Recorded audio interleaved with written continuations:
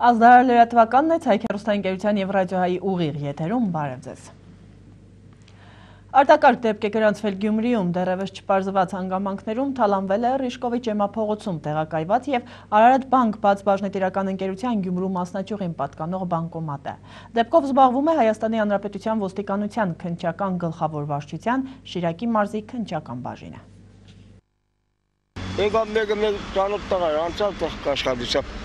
Բանկոմատն են մետեթանել է, սիշ բանկոմատ, ոստեղ կիրովի չանգեն բանկոմատ կա, բաժես ես, չուդեմ ես արի մինոր կիմանամ որտեղ բանկոմատ գոյություն ունի, ես ուրիշ ոչինչ բան չգիտեմ։ Այս բացվածքում, որտեղ տեղադրված էր բանկոմատը, տարածքը հսկող ընդամենը մեկ տեսախցիկ կա այն էլ բանկոմատի միայն դիմահար հատվածում։ Սարքի աշխատել-չաշխատելը ու հիմնական հսկողությունը իրականացրել են շենքի բնակիչները, հենց նրանք էլ նկատել են, որ ինչ-որ բան շքամուտքում այն չէ։ Ես էլ առավոտ տեսա որ բանկոմատը չէր աշխատի, զանգեցի տիրոջը, բանի, կառավարիչին, եկավ,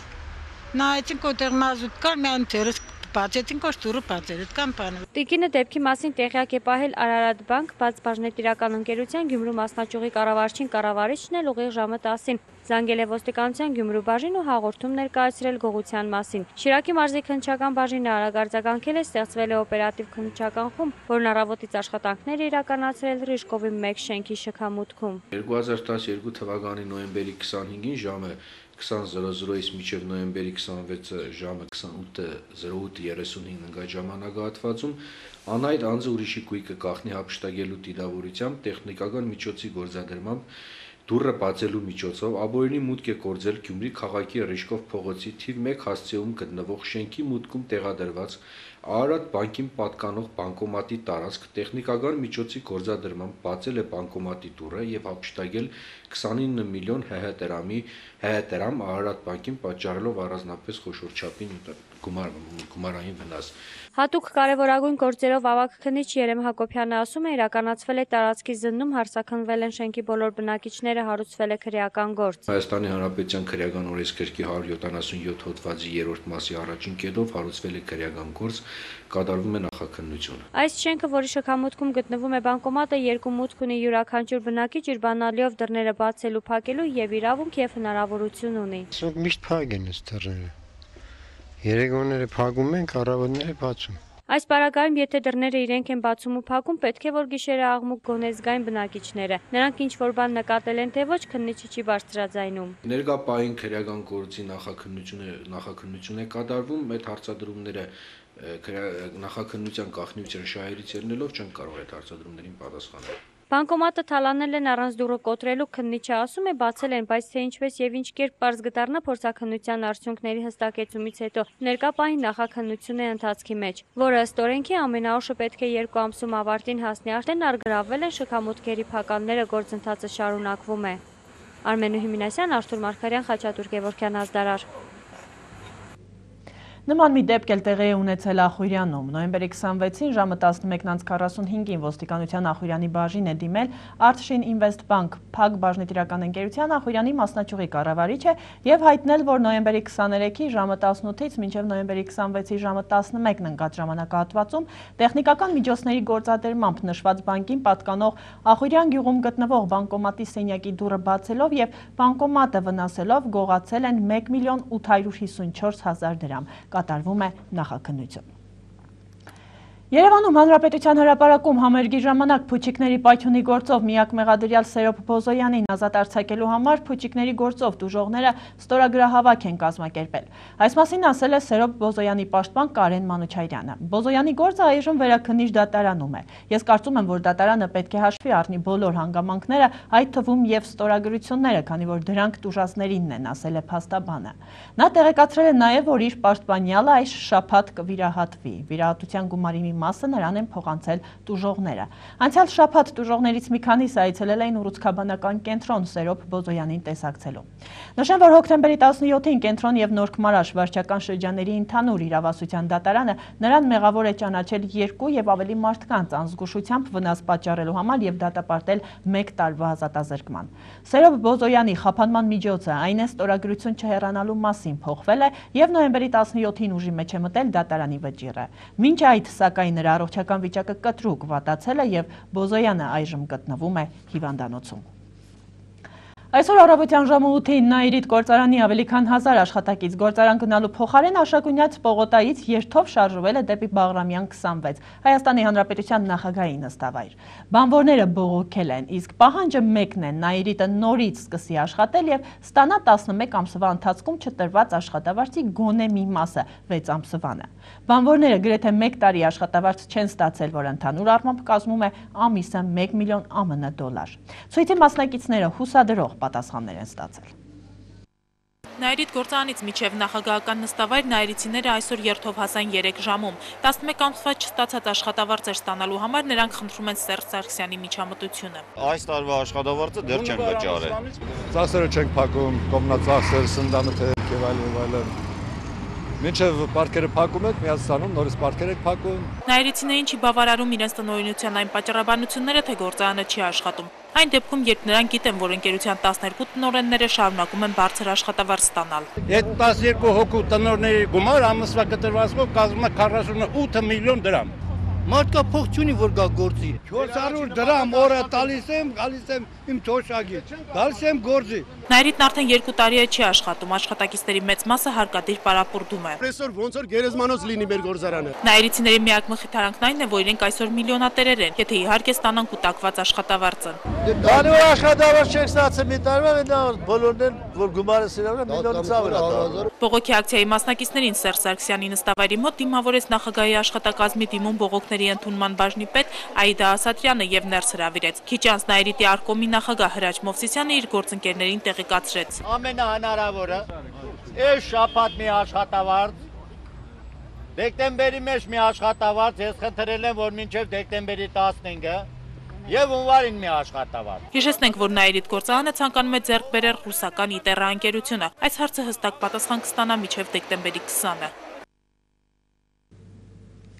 Երբեք չեն եղել այնպիսի հարցեր, որոնց շուրջ Հայաստանն ու Ռուսաստանը չկարողանան պայմանավորվել։ Մենք միշտ էլ պայմանավորվել ենք։ Այդ մասին Ինտերֆաքսի հետ զրույցում նշել է Հայաստանի վարչապետ Տիգրան Սարգսյանը։ Պատասխանելով հարցին, թե համաձայն լրատվամիջոցների Հայաստանն ու Ռուսաստանը առայժմ չեն կարողանում գազի գնի վերաբերյալ պայմանավորվածության հասնել։ Տվյալ դեպքում եւս հիմնական սկզբունքներով համաձայնության հասել ենք, մնում է տեխնիկական մանրամասներ, որոնք պետք է ավարտին հասցնել, ասել է նա։ Վարչապետը նշել է, որ բանակցային գործընթացում այս կամ այն դրույթները հանրության դաշտին ներկայացնելը ճիշտ չէ։ Ինչ վերաբերում է հարցին կփոխվեն արդյոք ռուսական գազի մատակարարման գները, Տիգրան Սարգսյանը նշել է, որ գները կփոխվեն համաշխարհային իրավիճակը հաշվի առնելով։ Պայմանավորվող կողմերը պետք է համաձայնության հասնեն գների որոշման մեթոդիկայի վերաբերյալ։ Այդ դեպքում ապագայում փոփոխություններն ավելի հանգիստ կընդունվեն, նշել է նա։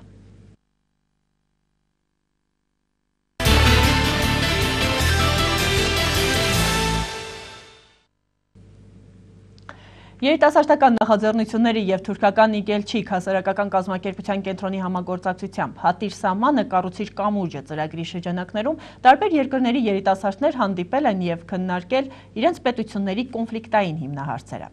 Եվրոպայի ժամանած երիտասարդ ակտիվիստները խոսել են զանազան միջազգային հարցերի շուրջ, շոշափել նաև հայ-թուրքական խնդրին վերաբերող թեմաներ։ Կայացած հանդիպման ժամանակ երիտասարդները շեշտել են, որ կոնֆլիկտ ունեն իրենց երկրների կառավարությունները եւ ոչ թե այդ երկրներում բնակվող ժամանակակից երիտասարդները։ Ես նախքան Հայաստան գալը արդեն ծանոթ էի հայերին, շփվել եմ նաև համացանցի միջոցով։ Կարող եմ վստահաբար ասել, որ թուրք եւ հայ երիտասարդները միմյանց հետ խնդիրներ չունեն։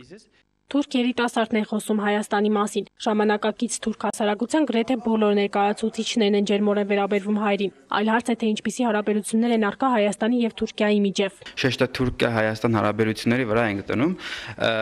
Նշեմ, որ թուրքերը առաջին անգամ են Հայաստանում, իրենց խումբը ամենամեծ պատվիրակություն է մասնակիցների պատվիրակություններից։ Իրենք շատ լավ են զգում իրենց Հայաստանում, շատ իրենք բաց մտածողություն ունեն եւ նշեմ, որ նաեւ եղել են ոչ ֆորմալ հանդիպումներ մասնակիցների հետ, իրենք իրենց առաջարկությամբ անգամ խոսվել է ցեղասպանության մասին, եւ սա այն խավն է Թուրքիայում, որոնք ուղղակի շատ բաց եւ շատ հանգիստ ձևով արտահայտում են նաեւ ցեղասպանություն բառը։ Երիտասարդները քննարկեցին երկրների միջև առկա կոնֆլիկտները, ինչպես նաեւ ընդգծեցին այն բոլոր կարծրատիպերը, որոնք խոչընդոտում են դրանց հաղթահարմանը։ Շեշտը դրվեց մասնավորապես խաղաղության ամրապնդման գործոնի վրա։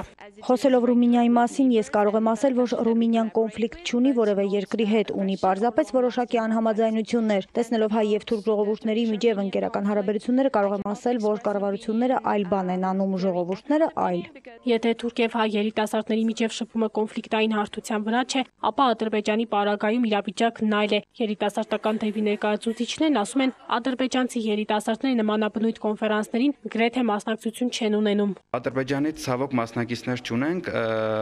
որովհետև հիմնական Ադրբեջանից շատ դժվար է աշխատելը, ու ասեմ, որ Հայաստանում Եվրամիության երիտասարդությունը շարժման ծրագրի շրջանակներում,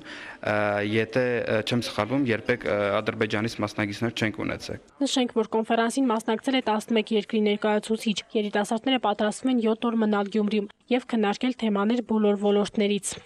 Կիմա Եղշատյան, Խաչատուր Գևորգյան, Ազդարաշ։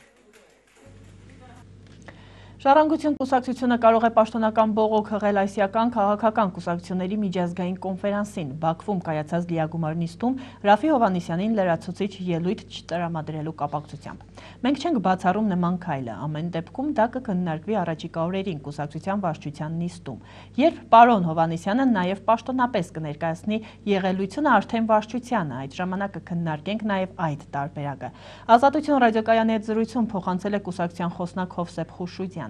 Հիշեցնենք, Ռաֆի Հովհաննիսյանի այցը Բաքու սկանդալով է ավարտվել։ Համաժողովի եզրափակիչ հռչակագրում հակամարտությունների կարգավորման կապակցությամբ տեղ է գտել միայն պետությունների տարածքային ամբողջականության մասին դրույթը։ Եվ երբ Ռաֆի Հովհաննիսյանը փորձել է իր անհամաձայնությունը հայտնել այդ առնչությամբ, նրան նոր ելույթի հնարավորություն չի տրվել։ Իսկ դալիճում ներկա ադրբեջանցի եւ թուրք պատվիրակները սկսել են աղմկել ձեռքերով հարվածելով սեղաններին։ Դա ֆիքսել էր ադրբեջանական հեռուստաընկերություններից մեկի տեսախցիկը եւ տեսաձայնագրությունը հայտնվել էր համացանցում։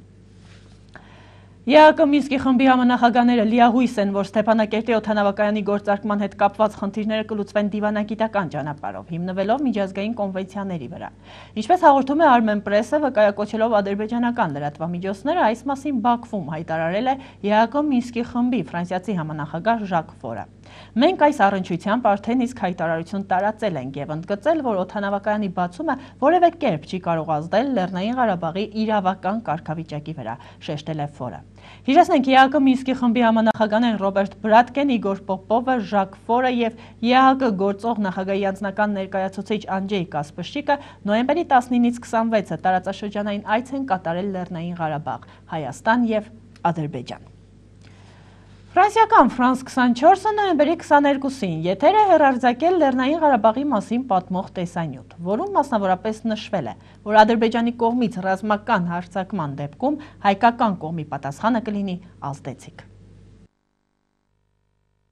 Ադրբեջանի կողմից ռազմական հարձակման դեպքում հայկական կողմի պատասխանը կլինի ազդեցիկ, իսկ զենքը ծանր տանկերով, ռազմական տեխնիկայով, շփման ամբողջ գծով։ Սա է Լեռնային Ղարաբաղի ուղերձը Ադրբեջանին։ Ֆրանսիական France 24-ը նոյեմբերի 22-ին եթեր է հեռարձակել Լեռնային Ղարաբաղի մասին պատմող ռեպորտաժ։ Թղթակիցն անձամբ է եղել Ղարաբաղում անցկացված զորավարժություններին։ Այս զորավարժությունը ծավալվում է ադրբեջանական ուժերից 10 կիլոմետրից պակաս հեռավորության վրա, որոնք միլիարդավոր դոլարներ են հատկացնում իրենց ռազմական բյուջեին։ Իր ռեպորտաժում նշել է թղթակիցը։ Լեռնային Ղարաբաղի Հանրապետության պաշտպանության բանակի նախարար Մովսես Հակոբյանը լրագրողի հետ զրույցում ասել է, որ իրենք այստեղ միայն պաշտպանական մարտեր չեն վարում։ Մեր բանակի գործառույթները չպետք է սխալ ընկալվեն։ Պաշտպանության բանակը ստեղծվել է ոչ միայն պաշտպանական մարտեր վարելու, այլև հարձակողական գործողությունների համար, ասել է Մովսես Հակոբյանը։ Տեսանյութում նաև նշվել է, որ զորավարժությունն իրականացվում է Հայաստանի նախագահի մասնակցությամբ։ Սա խորհրդանշական է, քանի որ Հայաստանը տրամադրում է իր ֆինանսական օգնությունը եւ երաշխավորում այս տարածքի անվտանգությունը։ Ինչու պիտի շուրջ 20,000 զինվոր հսկեն Լեռնային Ղարաբաղի այդ 150,000 բնակչություն ունեցող անկլավի անվտանգությունը։ Հասկանալու համար իրավիճակը լրագրողը իր հեռուստալսարանին ասում է, թե պետք է վերադառնալ 1921 թվական, երբ Խորհրդային Միությունը Ղարաբաղի անկլավը կցում է Ադրբեջանի Խորհրդային Հանրապետությունը։ 70 տարի անց ԽՍՀՄ փլուզման հետ մեկտեղ Ղարաբաղի բնակչության մեծամասնությունը, որ հայեր էին, անկախանում են Ադրբեջանից, սակայն նրանց անկախության հռչակագիրը չընդունվեց առանց եռամյա մի պատերազմի, որը կողմերից խլեց 30,000 կյանք եւ դադարեցվեց 1994 թվականին կնքված զինադադարով, արձանագրել է Ֆրանս 24-ի թղթակիցը։ Նա նաև ներկայացրել է Շուշիին բնակվող հայ տեղահանվածներին, ովքեր փախել են Ադրբեջանից 1988 թվականի հայկական ջարդերի շրջանում։ Հեռուստաալիքը հիշեցնում է, որ Լեռնային Ղարաբաղի բանակցությունների եւ միջազգային միջնորդության 18 տարիները հեռու են տեսանելի կամ անտեսանելի արդյունքներից։ Անդրադարձ է եղել նաև Ղարաբաղի ադրբեջանական սահմանին հնչող կրակոցներին։ Սա ամեն ինչ է, բայց ոչ սառեցված հակամարտություն, ամփոփում է Ֆրանս 24-ը։ Թուրքական դերսիմում 1937-ից 38 թվականներին տեղի ալավի, քուրդ, ասորի եւ հայ բնակչության դեմ իրագործված ցեղասպանության զոհերի եւ վերապրածների եվրոպաբնակ հետնորդները 300 էջանոց հայց են ներկայացրել Հաագայի միջազգային քրեական դատարան։ Նրանց դեմ, ովքեր պատասխանատու են տեղի ունեցածի համար։ Խոսելով լրագրողների հետ, փաստաբան Էրդալ Դողանը, ով դատարանին է հանձնել հայցը, հայտարարել է, որ իրենք այսքանով չեն բավարարվի եւ կդիմեն ՄԱԿ-ի մարդու իրավունքների հանձնաժողով։ Թեև վարչապետ Ռեջեփ Թայիպ Էրդողանը ներողություն է խնդրել, ասելով, որ այն, ինչ կատարվել է դերսիմում, եղել է ծրագրված սպանդ, այնուամենայնիվ նա չի ասել ամենակարևորը։ 1937-ից 38 թվականների ընթացքում տեղի ունեցած ցեղասպանությունը նպատակ է հետապնդել թրքացնել այդ հողերն ու վերացնել այդտեղից ալավիններին, նշել է փաստաբանը։ Օրվա մյուս թեմաների մասին Հայաստանի Հանրապետության նախագահ Սերժ Սարգսյանը երրորդյա պաշտոնական այցով Լիբանանում է, արդեն կայացել է նրա հանդիպումը Լիբանանի նախագահի հետ։ Կողմերը արդյունավետ են գնահատել Բեյրութում կայացած այս հանդիպումը։ Նախագահները ընդգծել են երկկողմ կապերի խորացման նպատակադրվածությունն ու հարաբերությունների ընդլայնման անհրաժեշտությունը։ Մամլո ասուլիսում Լիբանանի նախագահը շնորհակալություն է հայտնել Սերժ Սարգսյանին Լիբանանին ցուցաբերված աջակցության համար։ Իր հերթին Հայաստանի Հանրապետության նախագահ Սերժ Սարգսյանը ևս շնորհակալություն է հայտնել Լիբանանի նախագահին հրավերի եւ ջերմ ընդունելության համար։ Նախագահ Սարգսյանը իր անհանգստությունն է արտահայտել Սիրիայի իրադրության վերաբերյալ, ավելացնելով, որ Հայաստանը մշտապես դեմ է այրունահեղությանը եւ կողմ է երկխոսությունների միջոցով հարցի լուծմանը։ Նա նաեւ հայտարարել է, որ Հայաստանը շարունակում է ջանքեր գործադրել Հարավային Կովկասում կայունության հասնելու համար, նշելով, որ Ադրբեջանը անտեսում է ԵԱԿ Մինսկի խմբի բոլոր առաջարկները եւ իր ազգին նոր պատերազմի է պատրաստում եւ հանցագործին Ադրբեջանում ներելը դրա վառ ապացույցն է։ Հալեպահայ ռեժիսոր Ավո Գաբրելյանը ազատ է արձակվել, այս մասին Armen Press-ին տեղեկացրել է Բերիո թեմի ազգային առաջնորդարանի մամլո քարտուղար Ժիրայր Ռեյսյանը։ Նրա խոսքով օրեր առաջ Ղամիշլիից Հալեպ տանող ճանապարհին առևանգված Արմեն Ջուկչուկյանի ազատ արձակման համար փրկագին է պահանջվել, որն արդեն իսկ տարվել է պահանջված վայր։ Վերջինս նոյեմբերի 21-ին Հալեպի մուտքի մոտ իջեցվել էր ավտոբուսից եւ առևանգվել։ Թողարկման այս հատվածում միջազգային լրահոսն է։ Ֆրանս պրես գործակալությանը եւ Ֆիգարո թերթին տված հարցազրույցի ժամանակ Ռուսաստանի Դաշնության վարչապետ Դմիտրի Մեդվեդևը հայտարարել է, որ Ռուսաստանը չի աջակցում ոչ Ասադի վարչակարգին, ոչ ընդդիմությանը։ Մեդվեդևի կարծիքով խնդիրն այն է, թե որքան է ճիշտ ինչ-որ պահի որոշում կայացնել աջակցելու մեկ այլ քաղաքական ուժի, եթե այդ քաղաքական ուժն ուղիղ հակամարտության մեջ է գտնվում գործող ուժի հետ, որը պաշտոնապես ճանաչված է մեկ այլ երկրի կառավարության կողմից։ Նա ընդգծել է, որ միջազգային իրավունքի տեսանկյունից սա անընդունելի է։ Մեդվեդևի խոսքերով Սիրիայի ներկայիս նախագահ Բաշար al-Ասադի ճակատագիրը պետք է որոշի Սիրիայի ժողովուրդը։ Պատասխանելով այն հարցին, թե ինչպես է ինքը վերաբերում, որ Ֆրանսիան Սիրիային դիմադիր եւ հեղափոխական ուժերի ազգային կոալիցիան ճանաչել է որպես Սիրիայի ժողովրդի միակ օրինական ներկայացուցիչ, Մեդվեդևը հայտարարել է, որ այս նախաձեռնությունը գնահատում է որպես շատ վիճելի, նշելով, որ դա Ֆրանսիայի ներքին գործն է։ Սիրիայի հարցը Ֆրանսիայի նախագահը քննարկում է Ռուսաստանի վարչապետի հետ։ Միաժամանակ Սիրիայի ընդդիմությունը հայտարարել է, թե կառավարական ուժերին պատկանող ռազմական ինքնաթիռը կասետային ռումբ է նետել Դամասկոսից դեպի արևելք ընկած Դեյր al-Ասաֆիր գյուղի խաղահրապարակներից մեկի վրա, ինչի հետևանքով 10 երեխա է մահացել։ Սակայն Սիրիայի կառավարությունը հերքում է այս մեղադրանքները։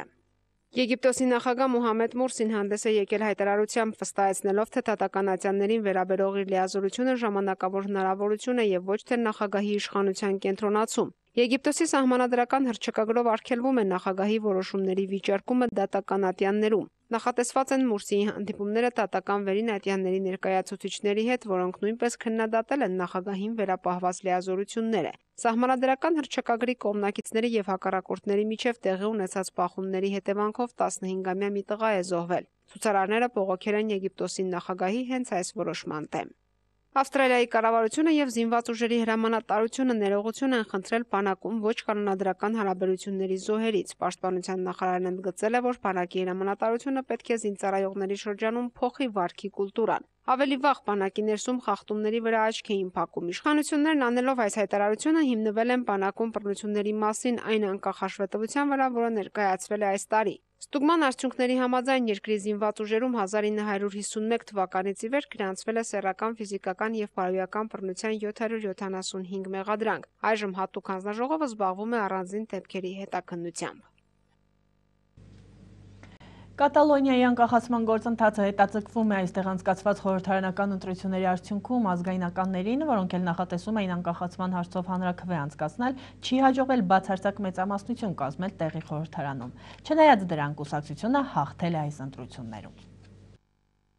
Կատալոնիայի խորհրդարանի ընտրություններն ավարտվել են Իսպանիայի կազմում ընդգրկված այս պատմական տարածքի անկախացման կողմնակիցների հաղթանակով։ Ըստ ընտրությունների արդյունքների խորհրդարանական տեղերի մեծամասնությունը ստացել է ազգայնական կոնվերգենցիա եւ միություն կուսակցությունը 50 падգամավորական աթոռ 135-ից։ Ցախ հանրապետական կուսակցությունը, որն այս կուսակցության նման անկախացման կողմնակից է, ստացել է 21 տեղ։ Բացի դրանից երկու այլ փոքր կուսակցություն, որոնք աջակցում են Կատալոնիայի անկախացմանը, ներկայացված կլինեն 16 падգամավորով։ Կատալոնացիներն այս ընտրություններում շատ բարձր մասնակցություն են ցուցաբերել 69%։ Ավելի վաղ կոնվերգենցիա եւ միություն կուսակցության առաջնորդ Արթուր Մասը խոսել էր ընտրություններում հաղթանակի դեպքում Իսպանիայից Կատալոնիայի անկախանալու հարցի շուրջ հանրաքվեի անցկացման մտադրության մասին։ Որոշ գործակալություններ նշում են, որ կատալոնցիների անջատողական տրամադրության հերթական աճին նպաստել է տնտեսական ճգնաժամը, որում հայտնվել է Իսպանիան։ Չնայած այս հաղթանակին կոնվերգենցիա եւ միություն կուսակցությունը նախորդ ընտրությունների համեմատ 2 մանդատ քիչ է ստացել, իսկ սա նշանակում է, որ կուսակցությունը հազիվ թե կարողանա սահմանադրական հանրաքվե անցկացնել Իսպանիայից Կատալոնիայի անկախացման հարցով։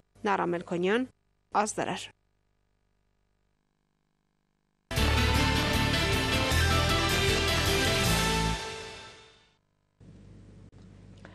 Հանրակրթական դպրոցներում դասարան.am կայքը սկսեց կիրառության մեջ մտնել 2011-12 ուսուցիչ տարվա երկրորդ կիսամյակից։ Նպատակը կրթական ոլորտում բարեփոխումներ իրականացնելն էր։ Ընթացիկ ուսումնական տարվա սկզբից այն նաև Արթիկ եւ Մարալիկ քաղաքներում է գործածության մեջ մտել։ Շիրակի մարզում դպրոցների ընդհանուր թիվը, որոնք օգտվում էին դասարան.am-ից, շուրջ 50-ն է։ Դասարան.am կայքի ներդրմամբ կրթական ոլորտում վերացան առկա մի շարք թերություններ։ Օրինակ, եթե նախկինում ուսուցիչը կարող էր մատյանում գրանցումներ չկատարել, այժմ դա հնարավոր չէ, քանի որ բաց թողման մասին անմիջապես կմատնի կայքը։ Տեսեք, երևում է, որ լրացրել է 22-ը ներառյալ, բայց այստեղ խնդիր կա, կարմիրը, արդեն սա ուշացումով է գրանցե, համակարգիչը ցույց է տալիս կարմիր։ Օրվա մեջ կարողանում ես դու կոնկրետացնել քո աշխատանքը, կոնկրետացնել տնային աշխատանքը, դասարանի աշխատանքը, պիտի մտածես, որը պիտի տաս դասարանում, որովհետեւ տանը ծնողը նայի նույն աշխատանքը դու անպայման նույնը պիտի տաս։ Բացի ուսուցիչներից կայքից օգտվում են նաև աշակերտներն ու ծնողները, համապատասխան ծածկագրերով ու ծածկանուններով։ Ծնողներն առանց դպրոց հաճախելու էլ կարող են կայքի միջոցով ծանոթանալ իրենց երեխաների առաջադիմությանը, հանձնարարված տնային առաջադրանքներին։ Դասարան.am-ով մտնում եմ իմ գնահատականներն եմ նայում։ Դասարան.am-ը մտնում է ամեն օր, նայում է գնահատականները, եւ ուրախանում է։ Դասարաններից օգտվում եմ։ Այնտեղից նայում եմ գնահատականները, առաջադրանքները, դասերի օգտվելու առիթը այն է, որ մենք ցանկանում ենք մեր գնահատականները այնտեղ նայել, ավելի լավ տեղյակ լինել մեր առաջադիմությունից, դե ծնողներն էլ կարող են տեղյակ լինել իրենց երեխաների առաջադիմությունից։ Թվարկվածները առավելություններն են, սակայն կայքն ունի նաև դեռ չհարթված կողմեր։ Ամենաառաջին բաց թողումը կրկին առնչվում է աշակերտների կամ ուսուցիչների ընտանեկան սոցիալական վիճակին։ Կան ուսուցիչներ, որոնք անաբահով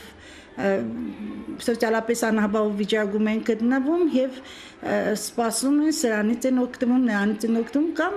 սպասում են դասերի ավարտին դպրոցի համակարգչային կաբինետից։ կարողանում են օգտվել։ Ես չունեմ, բայց օգտվում եմ դպրոցից, ազատ բոլոր ժամերից ես կարողանում եմ օգտվել ու շատ դժվար է։ Պետք է որ բոլորը ունենան։ Եթե ուսուցիչները ստիպված են ու միաժամանակ պարտավոր դասերից հետո մնալու դպրոցի համակարգիչներից օգտվել, կայքի համապատասխան բաժնում լրացումներ ու գրանցումներ կատարելու համար, ապա այլ է աշակերտների ու ծնողների կարգավիճակը։ Համակարգիչ չունենալու դեպքում նրանք ստիպված են դիմել հարևան բարեկամի օգնությանը։ Մենք օգտվում ենք հարևանի տանից։ Մենք գնում ենք Սամվելիկենց տուն եւ Սամվելիկենց համարտասարանցություն եւ իմանում ենք նրանցից։ Ես շատ եմ ուզում ունենալ իմ համակարգիչը, բայց մենք հնարավորություն չունենք, որ առնենք։ Սոցիալական շատ վատ վիճակի մեջ են ծնողները։ Բոլոր ծնողները չէ որ ունեն այդ հնարավորությունը, որ կոմպյուտեր կոչված առնեն եւ տնեն տուն, որ մարդիկ օգտվեն։ Ուսուցիչները նաև նշում են բոլոր առավելությունների ու թերությունների հետ միասին հարկ է, որ թե աշակերտը, թե ծնողը կայքից կարողանան օգտվել նպատակային։ Աշակերտները նորից պատճառաբանում են բացակայ դասը չգիտեմ, տնայինը չգիտեմ, բայց ամեն օր մենք բոլոր ուսուցիչները նշում են տնայինի տեղը եւ նոր հանձնարարությունները։ Կայքը հնարավորություն տալով ծնողին երեխայի առաջադիմությանը ծանոթանալ հենց տանից, առանց դպրոց հաճախելու կամ ուսուցչի հետ շփվելու, կարծես նրան օտարացնում է։ Ուսուցիչ աշակերտ ծնող կապը հետզհետե սկսում է թուլանալ։ Դասարան կա, կայքը ծուլ ծնողներին ավելի անպարտաճանաչ ծնողներին ավելի ծուլացրեց։ Դասարան կետեյը նորույթ է, թե որքանով այն կհամարվի բարեփոխում կրթական ոլորտում, ցույց կտա ժամանակը։ Ալա Բաղդասարյան, Անդրանիկ Բարբարյան, Ազդարար։ Հայկական Կարիտաս բարեսիրական հասարակական կազմակերպության Արեգակ ցերեկային խնամքի կենտրոնում անցկացվել է հաշմանդամ մարդկանց խնդիրների լուսաբանում, ինչ եւ ինչպես աշխատանքային հանդիպում, որի ընթացքում ներկայացվել է տեղեկատվական եւ աջակցման կենտրոն համակցված հաշմանդամություն ունեցող մարդկանց համար ծրագիրը։ Խոսվել հաշմանդամություն ունեցող մարդկանց խնդիրների լուսաբանման առնչվող հիմնական բացթողումների եւ այլ հարցերի մասին։ Հանդիպմանը մասնակցել են Հայկական Կարիտաս բարեսիրական հասարակական կազմակերպության գործադիր տնօրեն Անահիտ Մխոյանը, Հանրային կապերի պատասխանատու Օֆելիա Մինասյանը, Արեգակ ցերեկային խնամքի կենտրոնի համակարգող Թամարա Վանոյանը, տեղեկատվական եւ աջակցման կենտրոն համակցված հաշմանդամություն ունեցող մարդկանց համար ծրագրի ղեկավար Արմեն Մարտիրոսյանը, ծրագրի համակարգող Լիլիթ Գրեյանը, հաշմանդամների Փյունիկ միության Գյումրու մասնաճյուղի տնօրեն Արմինե Նիկողոսյանն ու զանգվածային լրատվամիջոցների ներկայացուցիչներ։ Եղել է հաշմանդամության խնդիրներ լուսաբանող լավագույն տեսանյութ հոդված մրցույթի պայմանների ներկայացում ևս։ Հայկական Կարիտաս բարեսիրական հասարակական կազմակերպությունը նախաձեռնել է տեղեկատվական եւ աջակցման կենտրոն համակցված հաշմանդամություն ունեցող մարդկանց համար ծրագրի իրականացումը։ Դրա կյանքի կոչումն անհրաժեշտություն է եղել։ Տեղեկացվածության ցածր մակարդակը, տարբեր կառույցների հետ համագործակցության եւ մարդկանց ներգրավվածության պակասը, սրանք ծրագրի մտահղացման համար հիմք են հանդիսացել։ Այս ծրագիրը նոր ենք սկսել օկտեմբերի 15-ից եւ այն ուղղված է որպեսզի մեր գրագույն նպատակը նախ եւ առաջ հաշմանդամներին հասարակության մեջ ինտեգրելն է, մի քանի մեր նպատակներից մեկն էլ նրանց ընտանիքներին եւ ընդհանրապես այն հիմնախնդիրները, որոնց հետ բախվում են հաշմանդամներ եւ նրանց հաշմանդամությունից անձինք եւ նրանց ընտանիքները հաջողություն ստանանք։ Որոշեցինք, որ բացի Արեգակ կենտրոնից, որը սպասարկում է երեխաների, շուտով նաեւ կառուցելու է մեր ցերեկային կենտրոնը, որը երիտասարդների է սպասարկելու։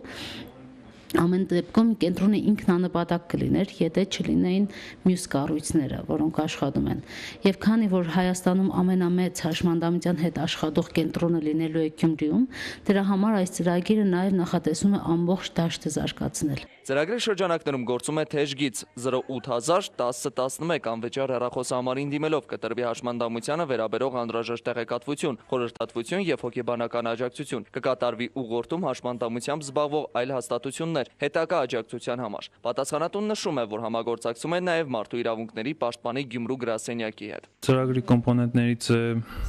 աջակցել ծնողներին, որովհետեւ նրանք ստանան մասնագիտական ուսուցում եւ կարողանան որպեսզի ավելի կարողանան աշխատանք գտնել եւ ավելի իրենց ընտանիքները կարողանան ֆինանսապես ապահովել։ որոշեցինք սկսել առաջի սեմինարը ժուրնալիստների հետ, որովհետև այս ամբողջը պետք է լուսաբանվի եւ մարդու ներգրավվածությունը արդեն խոսքից է սկսվում, թե ինչպես է ներկայացվում մարդու հիմնախնդիրը եւ ներկայացման ընթացքում արդյոք մենք մեկ այլ բան վնասում ենք կամ ինքնարժեքը նվազեցնում ենք, թե չենք նվազեցնում։ Դրա համար ճիշտ ասած մենք էլ դեռ շատ աշխատելու տեղ ունենք, բոլորս դեռ աշխատելու տեղ ունենք, որ եւ մեր արտահայտվելը եւ մեր վերաբերմունքը հստակեցնենք ավելի։ Կան արտահայտություններ, որոնք կարծրատիպեր են ստեղծում եւ ծնողների մոտ եւ այն մարդկանց մոտ, որոնք իմաստը չեն հասկանում բառի։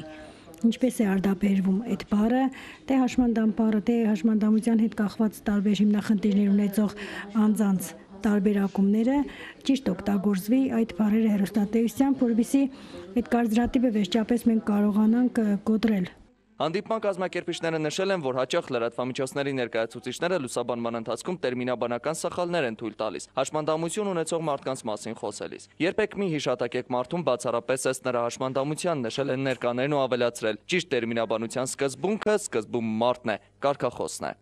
Ցայք հեռուստաընկերություն, Ազդարար։